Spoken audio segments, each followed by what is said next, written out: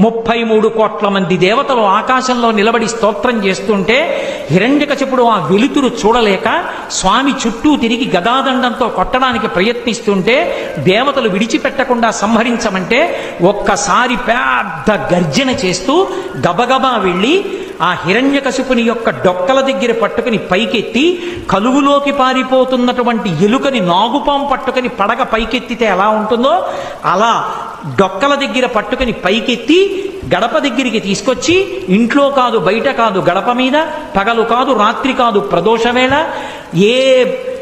ఇతరమైనటువంటి ప్రదేశమునందు కాకుండా పంచ పైకి తీసి తొడల మీద పెట్టుకుని పంచ కట్టి ఉంటే దిక్కులుంటాయి, పంచ పైకి తీస్తే దిక్కులుండవు. పంచ పైకి తీసి తొడల మీద పెట్టుకుని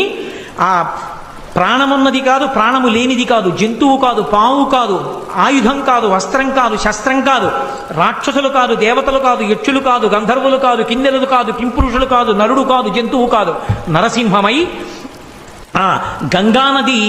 సుడితిరిగినట్టుగా ఉన్నటువంటి ఆ నాభి కనపడుతుండగా విశాలమైనటువంటి వక్షస్థలంతో పెద్ద పెద్ద ఆ దంతములతో దంస్ట్రలతో దగ్గరగా చూస్తుంటే ఆయన ముఖం వంక చూసి మృత్యు ఆసన్నమైందని తెలివి తప్పి తలవాల్చేసినటువంటి హిరణ్యకశిపుడిని తొడల మీద వేసుకొని పెద్దగా పెరిగినటువంటి తన గోళ్ళు ఆ కడుపులోకి దింపి చీల్చి ఆ గోళ్ళని గొడ్డళ్ళుగా చేసి వక్షస్థలంలో ఉన్న ఉరప్పంజరపు ఎముకటన్నింటినీ కోసేసి పటపట విరిచి ప్రేగులు తీసి మెళ్ళో వేసుకొని ధారలుగా కారుతున్న నెత్తురు దోషిళ్లతో పట్టి తాగి కేసరములన్నీ నెత్తుటితో తడిసిపోతే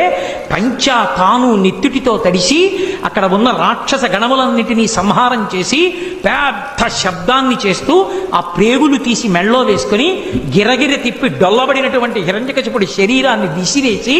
భయంకరాకృతితో నడుస్తుంటే బ్రహ్మాది దేవతలందరూ స్తోత్రం చేశారు.